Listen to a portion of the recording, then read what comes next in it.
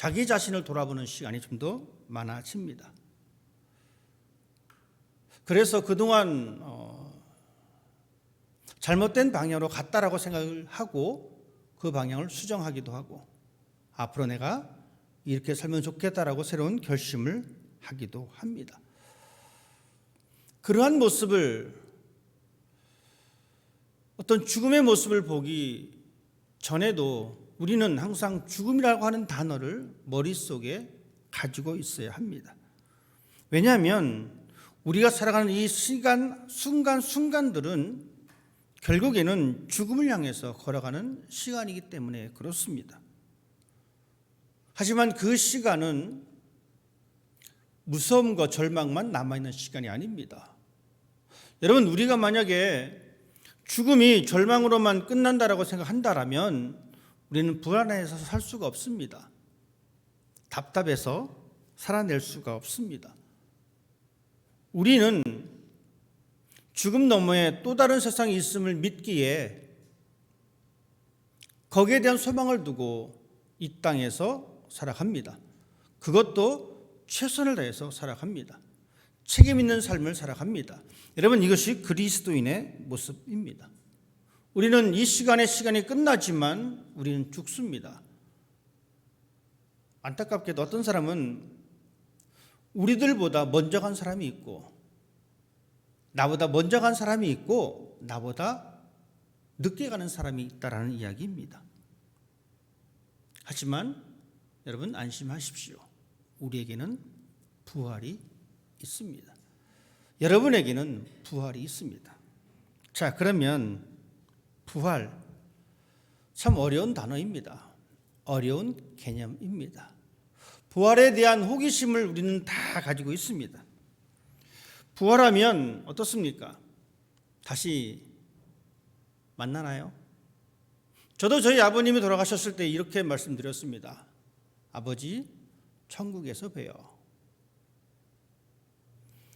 그런데 천국에 딱 올라갔더니만 아버지가 아는 체를 안 합니다. 이거 어떻게 된 걸까요? 여러분, 천국에서 우리가 다시 만나면 알아볼 수가 있겠습니까? 알아볼 수 있을 것 같습니까? 여러분, 이 시간 부부로 앉아 계신 분들이 좀 계신데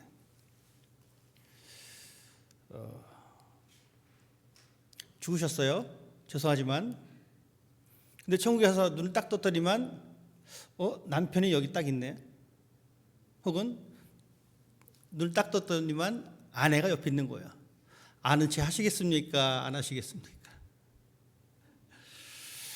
안 할 것 같은데. 다시 결혼해도 지금의 배우자와 결혼하시겠습니까? 라고 물은다면 어떤 사람은 다시 한다 그러고 어떤 사람은 안 한다라고 얘기합니다. 지겹기도 하고 이 왼수 같은 존재를 또 다시 만난다는 것이 싫기도 하고. 이창훈 장로님 어떻습니까? 속으로만 대답하십시오. 괜히 크게 대답하셨다가는 저도 마찬가지입니다. 제가 답을 보류하도록 하겠습니다.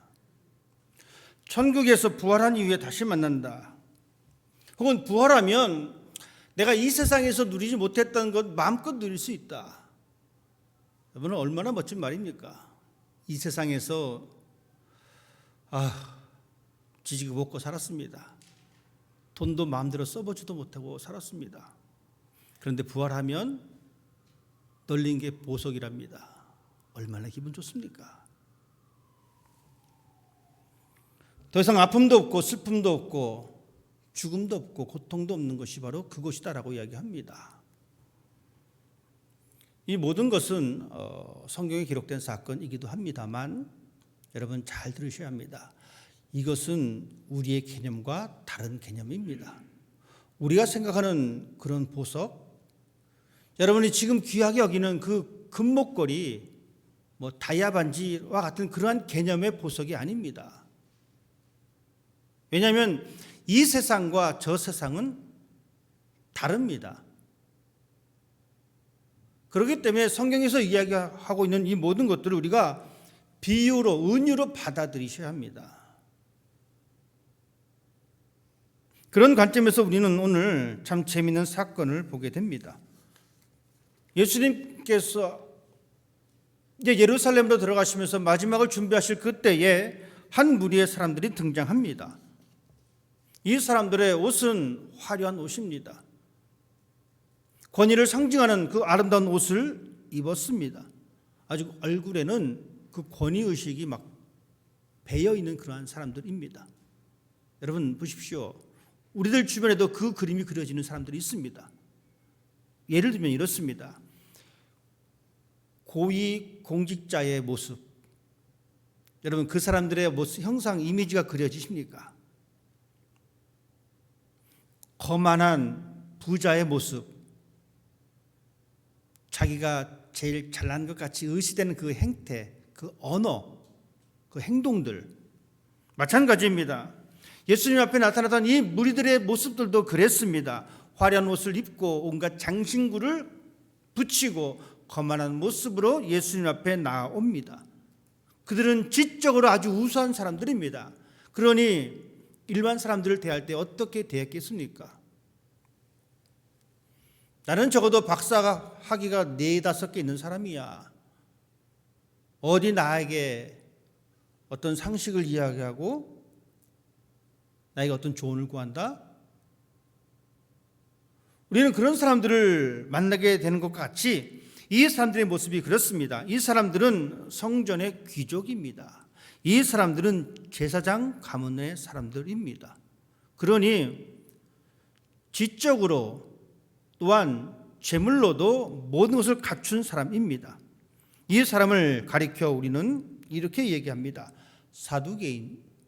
오늘 본문에 분명히 등장하는 표현은 그렇습니다. 부활이 없다고 주장하는 사두개인 중 어떤 사람이 예수님께 나왔습니다. 이 사람들은 어떤 특징이 있냐면 대대로 제사장 가문을 지냈기 때문에 이스라엘의 종교 지도자로서의 위치가 견고한 사람입니다. 그리고 이 사람들은 구약 성경을 인정한 사람들이 아니라 모세오경, 즉 창세기, 출애굽기, 레위기, 민수기, 신명기만 하나님의 말씀으로 인정한 사람들입니다. 이 나머지 것들은 하나님의 말씀으로 받아들이지 않았던 사람입니다. 이 사람들은 부활이 없다라고 생각했습니다. 왜냐하면 이 모세오경에 부활이라고 하는 단어가 정확하게 규정되어 있지 않기 때문에 그렇습니다. 그러니 자 봐라, 이 모세오경에 부활이 없는데 뭔 부활 같은 헛소리를 떠드느냐라고 이야기하면서 오늘의 사건을 이야기합니다. 한 사람이 있었는데 한 여자와 결혼을 했어. 그런데 이 여인이 아이를 갖기 전에 이 남편이 죽었어. 그러면 그때 당시에 이 계대혼인법이라고 해서 형이 죽으면 그 동생이 그 형수와 다시 결혼을 합니다. 그래서 그 자손을 낳게끔 합니다. 즉 자손 번성의 또 노동력 확보에 대한 의미로서 그러한 법칙들이 있었습니다. 첫째 형이 죽고 둘째가 다시 합쳤는데 둘째도 자식을 낳기 전에 죽습니다. 그렇게 해서 끝까지 간 것이 7명까지 갔습니다. 자, 당신이 부활을 이야기하는데 그러면 부활 이후에 이 사람은 누구 부인이 되겠느냐? 이 여자의 남편이 누구겠느냐라는 것입니다. 여러분 보세요. 부활 후에 우리가 다시 만납니다. 그러면 아버지와 아들로, 엄마와 딸로 부부간에 다시 만나는데 이걸 어떻게 해석을 해야 될 것인가?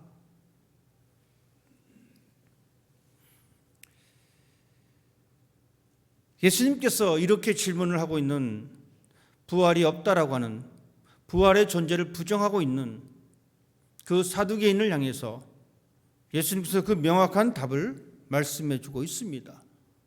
이 세상의 사람들은 장가도 가고 시집도 가지만 저 세상에서는 장가 가는 것도 없고 시집 가는 것도 없고 죽는 것도 없고,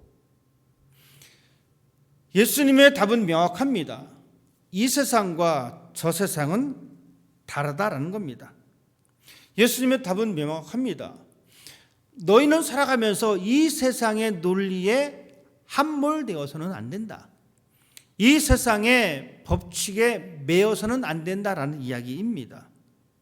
예수님께서 34절 말씀 통해서 그렇게 말씀하셨습니다.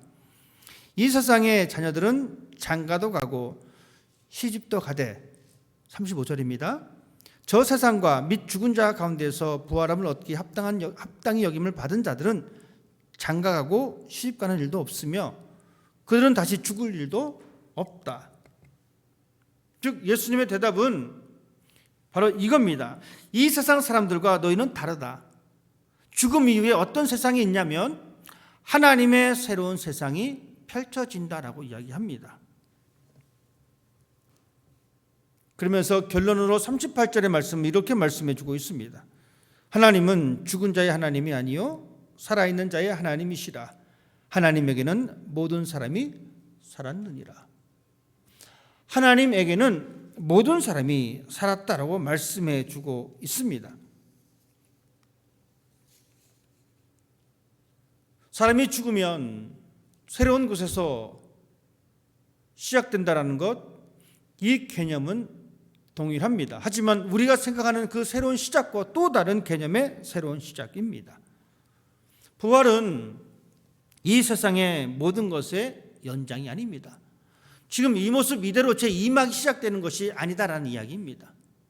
부활은 서로 전혀 새로운 존재로서의 새로운 시작입니다. 완벽한 변화입니다. 조금 수정해서 살아가는 것이 아니라 완전히 단절되고 새롭게 시작하는 것이 바로 부활입니다. 이 세상이 아닌 저 세상의 삶입니다. 여러분, 부활은 우리가 어떤 존재가 되냐면 천사와 같은 존재입니다. 여러분, 이 말은 우리가 천사처럼 변한다라는 이야기가 아닙니다. 정확히 이 사실을 여러분 확인하시려면 일찍 하나님 곁에 가셔야 됩니다. 그러면 확인하실 수가 있어요. 이 자리에서 확인할 수가 없습니다. 하지만 성경은 우리들에게 분명히 무엇을 제시하고 있냐면 부활이라고 하는 것은 우리가 천사와 같은 존재가 된다는 것, 즉 우리는 죽음을 초월한 존재가 된다는 것. 여러분, 천사와 같은 존재는 어떤 존재입니까? 성경에 기록된 천사는 이렇습니다. 하나님과 대면하면서 하나님 앞에서 영화롭게 하나님을 영광스럽게 하는 존재가 바로 천사입니다. 우리가 죽음 이후에 경험되어진 부활의 삶이 그렇다라는 이야기입니다. 우리가 믿고 섬기는 그 하나님 앞에서 그분을 높여드리는 그 자리, 그 위치에 서 있는 것. 부활은 오직 하나님과의 관계 속에서 세워지는 아름다운 관계입니다. 36절 말씀에 예수님께서는 우리들에게 그렇게 말씀하셨습니다. 살아있는 사람으로서 하나님의 자녀이다. 하나님의 모습으로, 하나님의 영광스러운 그 모습 앞에 서 있는 것이 우리의 모습입니다. 그래서 하나님은 살아있는 하나님이십니다. 그래서 모세가 그가 나무떨기 앞에서 고백했던 그 광경 속에서 그렇게 말합니다. 아브라함의 하나님, 이삭의 하나님, 야곱의 하나님이다. 하나님은 모세에게 나는 아브라함의 하나님이요, 이삭의 하나님이요, 야곱의 하나님이다. 이 말은 아브라함과 이삭과 야곱이 여전히 죽지 않고 살았다라는 이야기가 아닙니다. 이 말은 그들이 하나님 앞에서 살아있다라는 이야기입니다. 왜냐하면 생명은 하나님에게서만 가능하기 때문에 그렇습니다. 여러분, 우리는 지금 살아있습니다. 이 살아있는 것은 한시적입니다. 일시적입니다. 어떤 사람은 89년까지 살아있고 어떤 사람은 100년까지 살아있을 뿐입니다. 그 이후에 우리는 죽습니다. 여러분, 그렇기 때문에 우리가 살아있는 이 생명은 한시적인 것, 제한적인 살아있는 것입니다. 비로소 우리가 하나님 앞에서 살아있는 존재가 되는 것은 하나님과의 관계 안에서만 살아있을 때 가능한 것입니다. 이것이 바로 우리가 살아가는 부활신앙의 근거입니다. 부활의 신앙의 기초는 하나님과의 관계입니다. 하나님이 살아있기에 내가 살아있다라는 이야기입니다. 하나님의 생명이 있기에 나의 생명이 있다라는 이야기입니다. 예수님께서도 하나님을 그렇게 묘사하셨고 하나님도 그렇게 자기 자신을 묘사하셨습니다. 나는 스스로 있는 자이다. 나는 알파와 오메가이며 이제도 있고 전에도 있었고 장차 올 자요 전능한 자다라고 요한계시록 말씀을 통해서 분명히 선포해 주고 있습니다. 여러분, 우리의 신앙의 뿌리는 하나님과 영원한 관계에 있음을 고백하는 것이 우리의 신앙의 뿌리입니다. 그렇기 때문에 우리들은 이 땅의 삶을 살지만 저 세상의 삶을 살아내는 것이 신앙의 모습입니다. 이것이 바로 부활 신앙을 가진 사람의 모습입니다. 여러분 보십시오. 이 땅의 사람들은 시집도 가고 장가도 갑니다. 이것이 우리의 모습입니다. 현재의 모습입니다. 하지만 우리의 모습이 어떻게 바뀌느냐면 저 세상의 모습으로 바뀌는 겁니다. 저 세상은 어떤 세상입니까? 시집도 가고 장가도 가는 것도 없습니다. 죽음도 없습니다. 하나님께서 합당히 여김을 받은 사람의 모습입니다. 이것이 바로 살아있는 사람의 참된 모습입니다.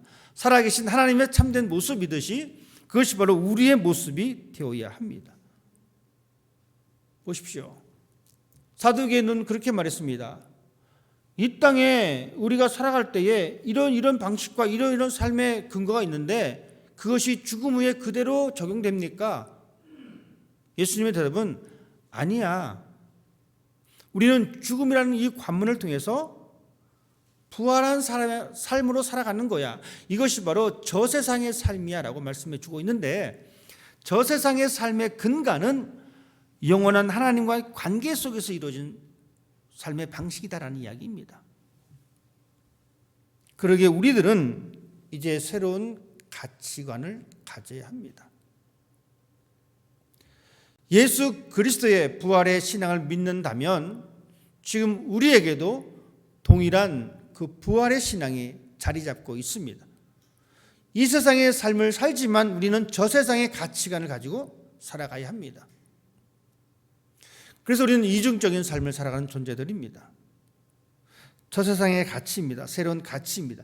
이전에는 우리가 바벨론의 가치를 가지고 살았지만 이제는 예루살렘의 가치를 가지고 살아가야 합니다. 바벨론의 가치는 어떤 것이냐? 물질에 사로잡혀 있는 가치입니다. 재물에 사로잡혀 있는 가치입니다. 하지만 우리의 가치는 그 재물을 밟고 있지만 하나님 나라의 가치를 두고 살아가는 사람이 되어야 합니다. 즉 재물 우선주의가 아닌 하나님 우선주의의 가치가 우리의 신앙의 모습이 되어야 합니다. 이것이 바로 살아있는 하나님의 생명을 부여받은 우리의 모습입니다. 여러분, 우리는 그러한 가치를 가지고 충분히 살아낼 수가 있습니다. 왜냐하면 부활하신 예수 그리스도를 믿기 때문에, 그리고 나 역시 죽음 이후에 그 부활의 존재로 변한다라는 사실을 믿기 때문에 우리들은 새로운 가치관을 가지고 살아갈 수가 있습니다. 그리고 우리는 새로운 삶의 방식을 가지고 살아갈 수가 있습니다. 여러분, 곰곰이 한번 생각해 보십시다. 과거의 삶의 방식이 있습니다. 물론 지금도 여전히 과거의 삶의 방식을 버리지 못하는 것이 우리의 습성 가운데 하나이긴 합니다. 여러분, 과거의 삶의 방식이 어떻습니까? 과거에는 많이 소유해야 하는 것이 우리의 삶의 방식이었습니다. 그리고 과거에는 높은 곳에 올라가는 것이 우리의 삶의 방식이었습니다. 아니, 어쩌면 지금도 여전히 우리는 이 과거의 삶의 방식을 버리지 못할 수도 있습니다. 여전히 많이 가지려고 하고 여전히 많이 높은 곳에 올라가려고 합니다. 하지만 우리는 이 세상에 뿌리박고 살아가는 사람이 아니라 저 세상을 향해서 걸어가는 사람입니다. 즉 살아있는 하나님과 관계를 맺으면서 살려고 애쓰는 사람들이다라는 이야기입니다. 그렇다면 이제는 과거의 삶의 방식을 조금씩 내려놓아야 합니다. 그 삶의 방식이 조금씩 변해야 합니다. 많이 소유하는 것에서 변해서 조금 더 나눌 수 있는 삶의 방식으로 우리의 삶이 변해야 된다는 것입니다. 그전에는 많이 가지려고만, 그것이 제일인 줄만 알고 살았는데 살아있는 하나님과 영원한 관계를 맺고 살려다 보니까 많이 소유하는 것도 중요한데 더 중요한 것은 내가 그것을 어떻게 나눌 수가 있을까? 이렇게 우리의 삶의 방식이 변해야 된다는 이야기입니다. 소유에서 나눔입니다. 여러분, 이것이 더 큰 개념입니다. 그래서 우리가 이제 목적이 분명해지고 방법도 분명해집니다. 내가 그전에는 나를 위해서 많이 소유하려고 했는데 이제는 많이 나눠주려다 보니까 많이 소유해야 된다는 것이죠. 이렇게 우리의 생각이 바뀌게 되어진 것입니다. 왜 그렇습니까? 그것은 바로 내가 영원히 살아계신 하나님과 관계를 맺고 살아가는 존재가 되기 때문에 그렇게 된다는 것입니다. 이제 우리는 살아계신 하나님의 앞에서 살아가는 사람으로서 이렇게 변하는 모습이 필요합니다. 소유에서 나눔으로, 그리고 그 하나님 앞에서 겸손하게 살아가는 것. 구약 성경은 우리들에게 끊임없이 강조하는 부분이 있습니다. 그 중 하나가 바로 이겁니다. 너희는 나그네 되었을 때를 기억해라. 너희는 종 되었던 때를 기억해라. 너희는 가난하고 힘든 때를 기억하라. 왜 그렇습니까? 그것을 기억하는 사람은 나보다 더 힘들고 어려운 처지에 있는 사람을 잊지 않습니다. 그들에게 나눔의 사랑을 베풀 수가 있습니다. 하나님께서 우리에게 그러한 삶을 요구하고 계십니다. 부활이 없다라고 주장하는, 그래서 그냥 이 땅에서 그냥 그렇게 살겠다라고 주장하는 사람들을 향해서 예수님은 분명히 말씀하십니다. 부활은 있다. 이 세상만 있는 것이 아니라 저 세상도 존재한다. 저 세상은 살아계신 하나님과 관계를 맺고 살아가는 사람들이 살아가는 세상이다. 여러분, 우리는 그 세상을 꿈꾸는 사람들입니다. 그렇기 때문에 우리는 지금 이 시간을, 이 땅에 사는 이 시간을 하나님과 함께하는 그 시간을 갖다 쓰는 사람이 되어야 합니다. 그래야지만 우리의 삶은 진실한 삶을 살아갈 수가 있습니다. 그래야지만 우리의 삶은 나눔의 삶을 살아갈 수가 있습니다. 그래야지만 우리의 삶은 겸손한 삶을 살아갈 수가 있습니다. 이 세상을 살지만 저 세상에 속한 하나님의 자녀로서 삶을 살게 되기를 부탁을 드립니다. 36절 말씀을 여러분 기억하십시오. 36절 말씀은 이렇게 말씀하십니다.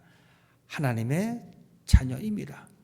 다시 죽을 수도 없고 이 사람들은 천사와 동등한 사람이요 부활의 자녀이다. 여러분은 천사와 같은 존재입니다. 여러분은 하나님과 자녀로서의 삶을 살아가는 존재들입니다. 여러분, 이 사람은 어떤 사람이냐면 35절 말씀을 다시 뒤돌아가 보면 이렇습니다. 부활함을 얻기에 합당히 여김을 받은 사람이다. 부활함을 얻기에 합당한 사람이라는 것은 바로 예수 그리스도를 구주로 고백한 사람입니다. 자, 그렇다면 우리는 예수 그리스도가 나의 구세주다라고 고백한 사람입니다. 그럼 우리는 바로 하나님의 자녀라는 이야기입니다. 그 하나님은 살아계신 하나님입니다. 살아계신 하나님 앞에서 우리의 삶이 과거의 모습을 계속 간직하고 지키고 있다는 것은 맞지 않는 이야기입니다. 여러분, 우리는 살아계신 하나님의 관계 속에서 부활에 합당한 사람입니다. 그러기에 그 삶을 드러내는 삶이 되어야 합니다. 나가서 사람들에게 복음을 증거하는 삶도 필요하지만 여러분의 삶의 모습 속에서 살아계신 하나님과의 관계를 맺고 있다는 그 사실을 여러분 드러내십시오. 여러분의 자녀들에게 그 모습을 드러내길 바랍니다. 여러분의 배우자에게 그 모습을 드러내길 바랍니다.